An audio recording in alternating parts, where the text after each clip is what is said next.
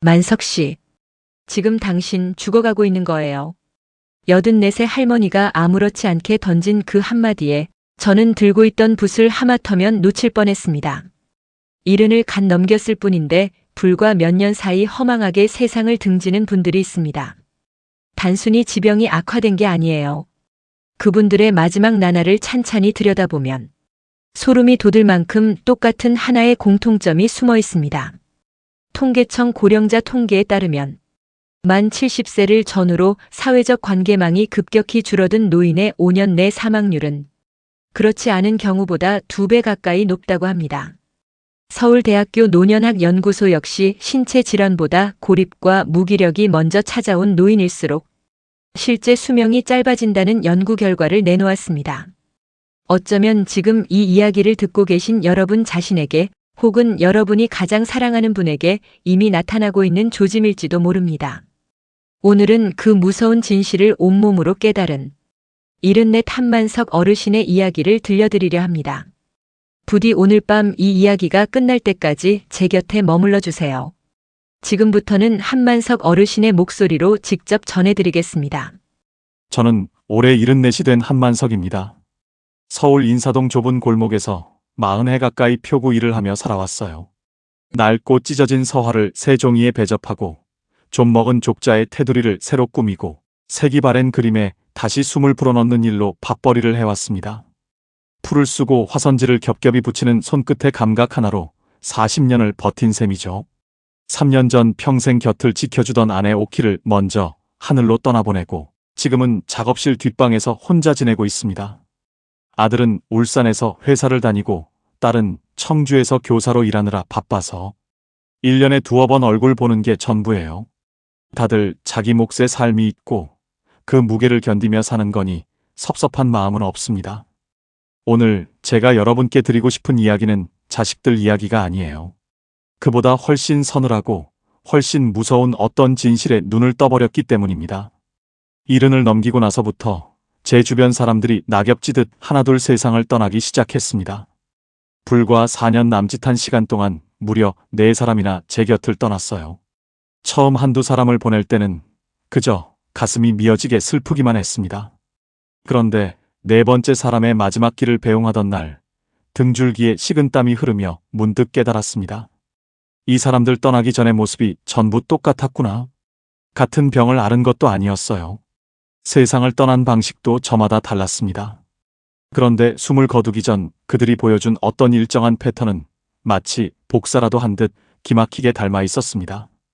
가장 먼저 떠난 사람은 같은 골목에서 표구 일을 하던 조병규였습니다. 저보다 2살 위였고 젊은 시절 같은 스승 밑에서 풀 수는 법부터 배운 동료였죠. 목청이 어찌나 크고 호탕한지 골목에 그 사람 하나만 있어도 칙칙했던 공기가 확 밝아지는 기분이었습니다. 저는 원래 말수가 적고 묵묵히 손만 움직이는 성격이라 병규 같은 쾌활한 친구가 곁에 있다는 게 참 든든했어요. 은퇴한 뒤로는 한 달에 한 번씩 옛 동료들과 인사동 뒷골목, 국밥집에 모여 막걸리 잔을 기울이는 게 낙이었습니다. 병규의 이른 잔치를 했던 곳도 그 단골집이었어요. 6명쯤 모였을 겁니다. 병규는 막걸리 잔을 번쩍 치켜들며 소리쳤습니다. 야 이놈들아, 70이면 아직 청춘이다. 우리 80까지 분 놓지 말고 사는 거다. 그때 호탕하게 웃던 병규의 붉은 얼굴이 지금도 눈에 선합니다. 하지만 이제야 알겠어요. 그 밤이 병규 특유의 뜨거운 생명력이 타올랐던 마지막 밤이었다는 것을요. 변화의 조짐이 보인 건 그가 71을 넘겼을 무렵입니다. 모임에 슬금슬금 빠지기 시작하더니 전화기 너머로 이런 말을 하기 시작했습니다.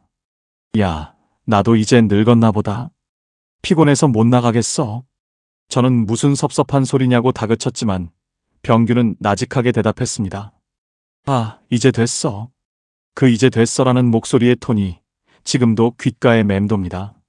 걱정이 된 저는 어느 날 불쑥 병균의 작업실을 찾아갔습니다. 예전 같으면 벌써 화선지를 펼쳐놓고 뭔가를 손보고 있었을 사람이 작업대 앞 의자에 멍하니 앉아 있었습니다. 제가 어이 조병규 살아있냐 하고 일부러 큰 소리를 치자 그는 느릿느릿 고개를 들며 만석이 왔냐 하고 중얼거렸을 뿐입니다.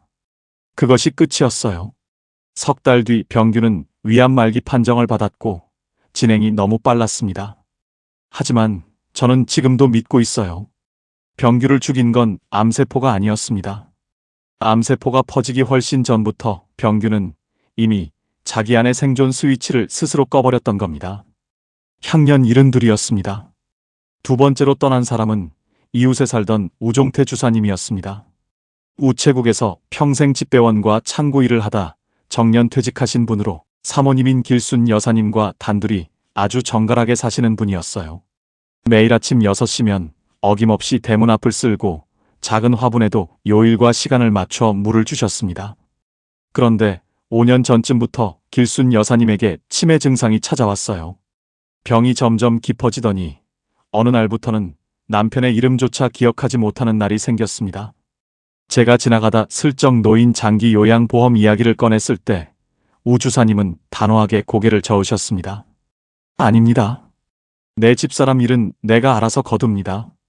남의 손 빌릴 일 없어요. 평생 우체국에서 남의 사정을 배달하던 분이 그런 제도가 있다는 걸 누구보다 잘 아셨을 겁니다.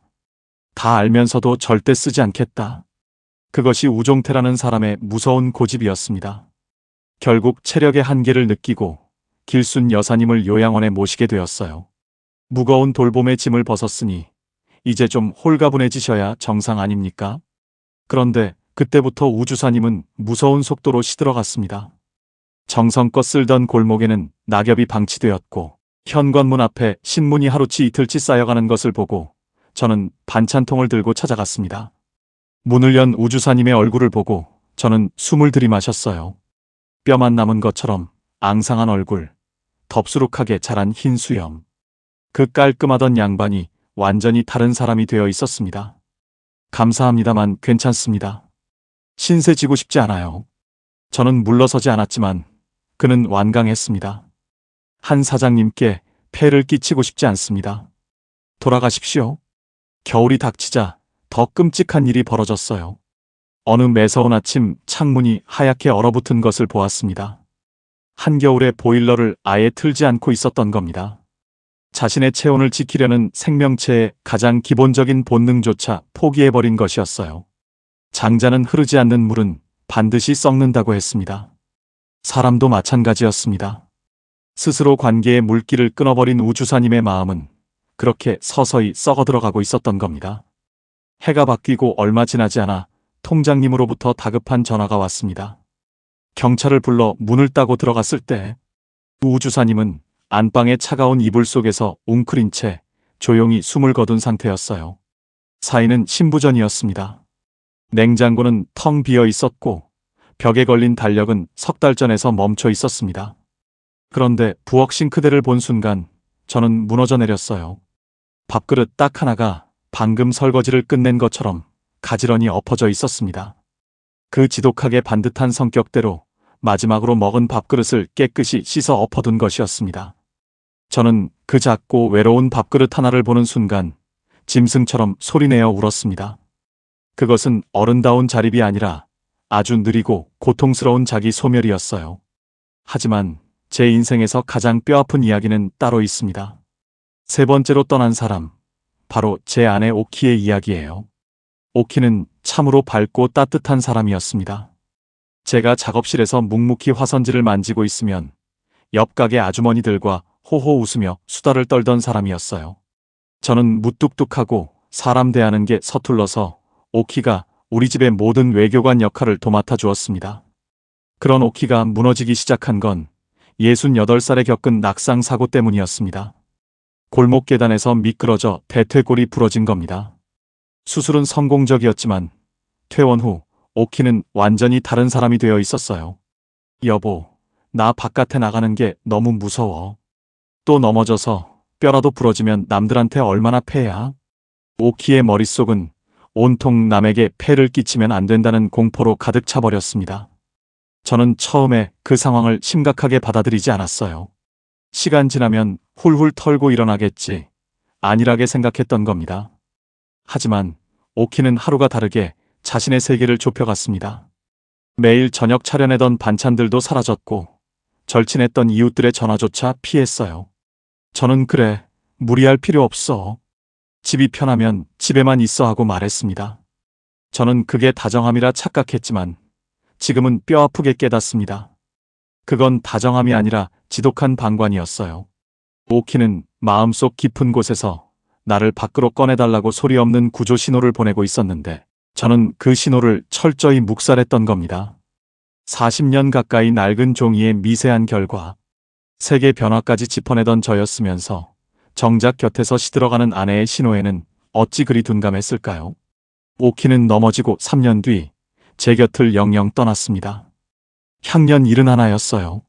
사망 진단서에 직접 쌓이는 폐렴이었지만 근본 원인은 극도의 체력 저하였습니다. 숨을 거두기 며칠 전 오키가 뼈만 남은 손으로 제 손을 꽉 쥐며 말했어요. 여보, 끝까지 집만 돼서 미안해. 저는 오열하며 무슨 소리야. 넌 내 인생의 축복이었어 하고 소리쳤지만 그때 제가 정말 하고 싶었던 말은 더 일찍 내 마음의 병을 알아채주지 못해 미안하다는 것이었습니다. 그 말이 목구멍까지 차올랐지만 이미 너무 늦어버린 뒤였어요. 그리고 마지막으로 저를 가장 소름 돋게 만든 어릴 적 친구 임재호의 이야기입니다. 재호는 초등학교 시절부터 모든 것을 함께한 친구였어요.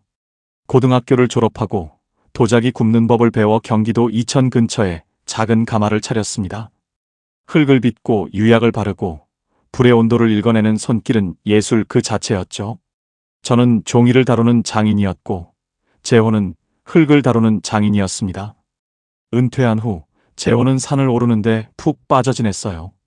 저를 조수석에 태우고 가끔 근교산에 다니곤 했습니다. 정상에 올라 도시락을 나눠 먹으면 고생스러워도 그저 좋았습니다. 그런데 재호가 변하기 시작한 것도 귀신같이 이른을 넘기면서부터였어요. 대화 중에 그래도 옛날이 좋았지라는 말이 붙어 나오기 시작한 겁니다. 예전에는 다음 달은 저기 지리산 자락 한번 가볼까 하며 늘 내일을 이야기하던 사람이었는데 언제부터인가 그 입에서 내년, 다음 달, 다음 주라는 단어가 싹 사라져 버렸습니다. 오로지 수십 년 전 과거만 이야기했어요. 어느 맑은 가을날 저는 재호에게 전화를 걸었습니다. 야, 단풍 좋을 때 산이나 한번 가자. 한참 침묵이 흐르더니 재호가 낮고 텅 빈 목소리로 대답했습니다. 만석아, 이제 됐어. 그 이제 됐어는 오늘은 피곤하니 다음에 가자는 뜻이 아니었어요. 내 인생의 모든 것을 이제 그만 내려놓겠다는 섬뜩한 선언이었습니다. 그날 이후 재호는 가마 옆 낡은 평상에 뿌리를 내렸습니다. 하루 종일 미동도 하지 않았다고 해요.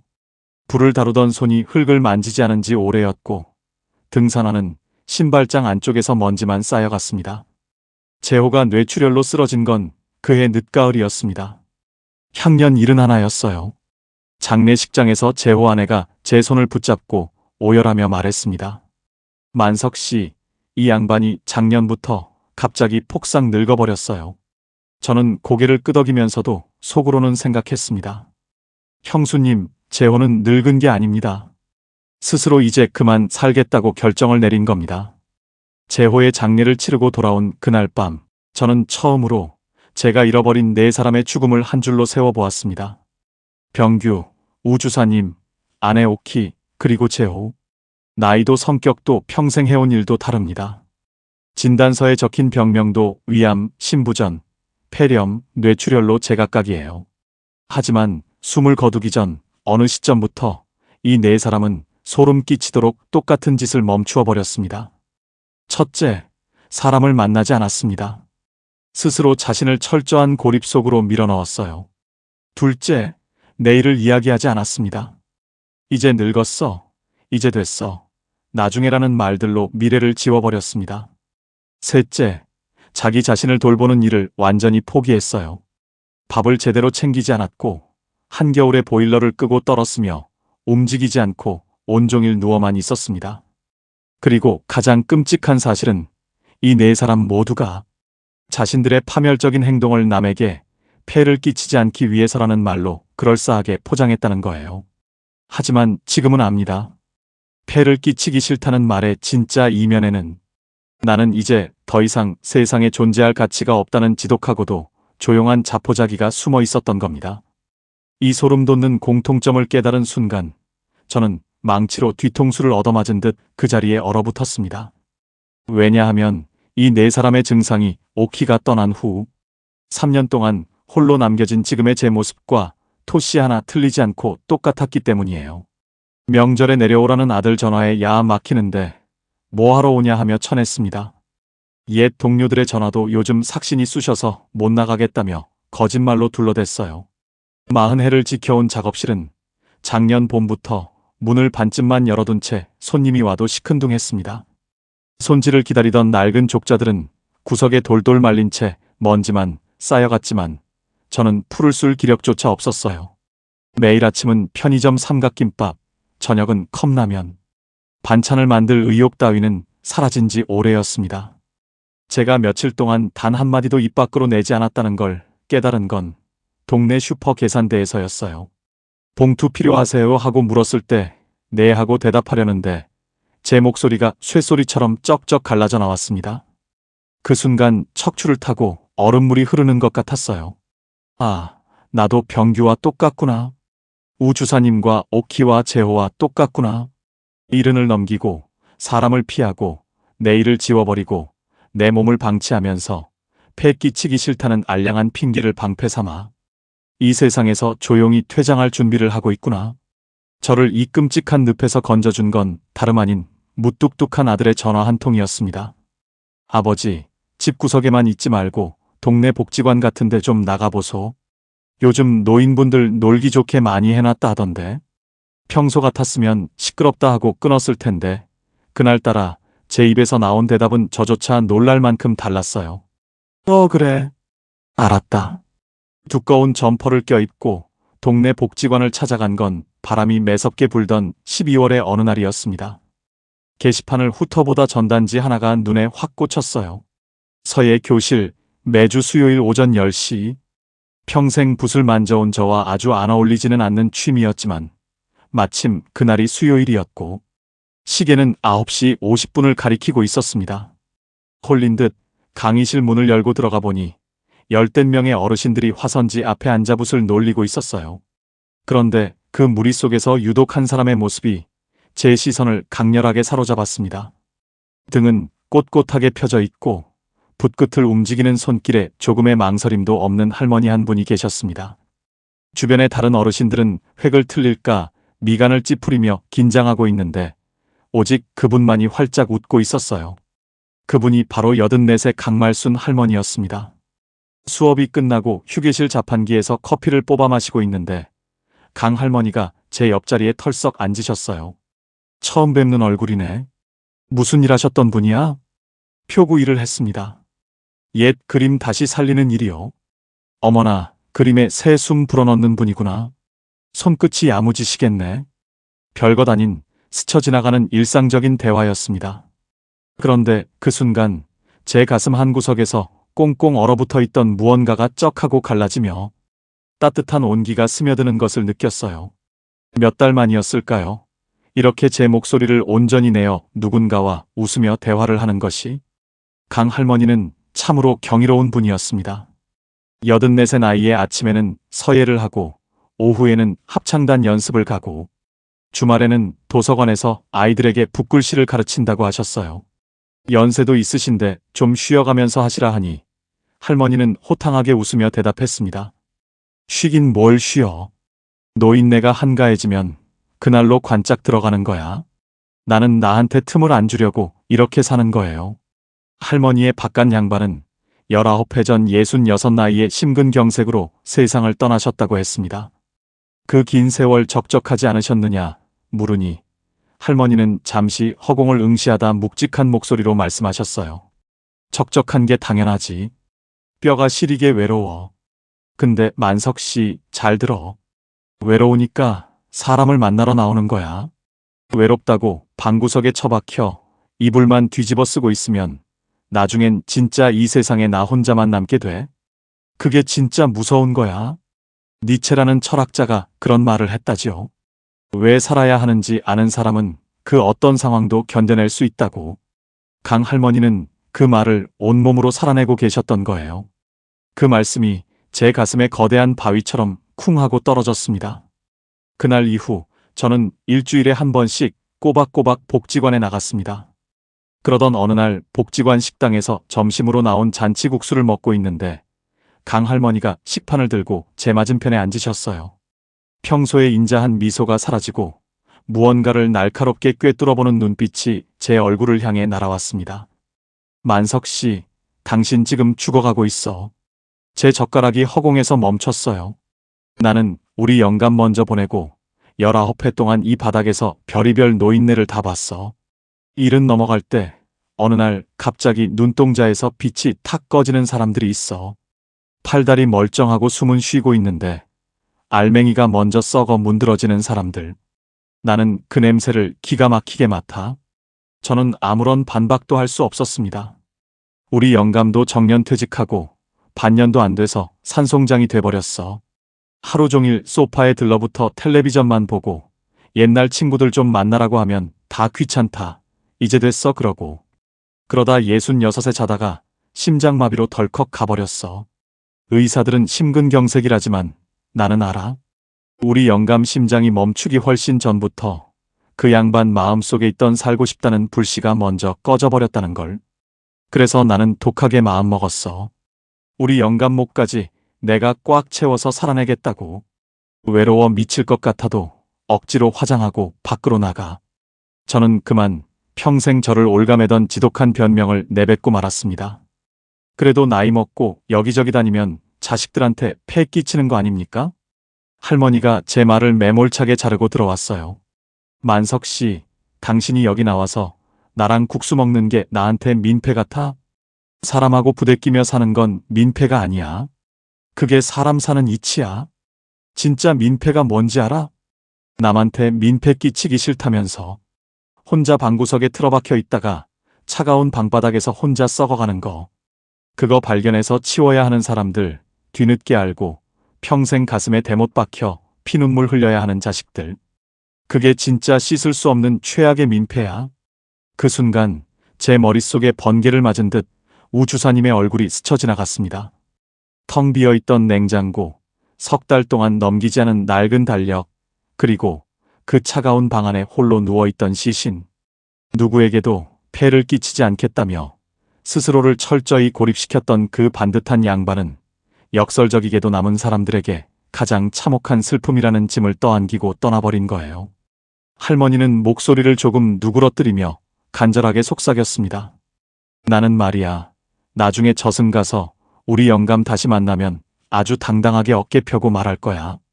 영감, 나 당신 두고 온 뒤로도 허투루 안 살았어. 밥도 싹 비워 먹고 붓글씨도 쓰고 노래도 배우고 좋은 친구들도 많이 사귀면서 진짜 신나게 살다 왔어. 그러니까 내 걱정일랑 말고 거기서 푹 쉬어. 저는 아무 말도 하지 못한 채 국수 그릇만 멍하니 내려다보았습니다. 국물 위로 물방울이 툭툭 떨어졌어요. 그게 김 때문인지 눈물 때문인지는 굳이 생각하고 싶지 않았습니다.